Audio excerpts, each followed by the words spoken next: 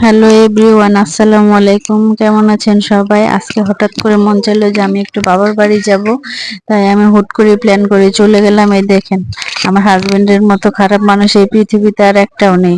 মানুষের বউ চলে গেলে কত মন খারাপ থাকে, আর ও দেখেন ওর হাসির মুখটা যেন ওর মুখ থেকেই সরছে না।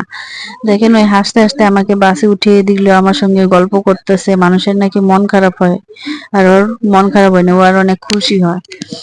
তারপর আমি চিন্তা করলাম হঠাৎ করে যে যাই বাবার বাড়ি থেকে একটু ঘুরে আসি, তাই আমি চলে গেলাম।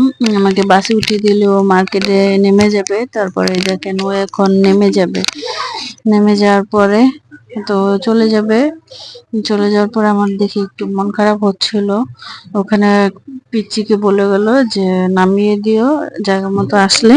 তারপর বলে নেমে গেল। আমার মন একটু খারাপ হচ্ছিল, তো আমার পাশে একজন মহিলা বসেছিল, দুজনে গল্প করতে করতে বাবার বাড়ি চলে যাচ্ছিলাম। দুজনে একই জায়গায় নামবো তো তাই।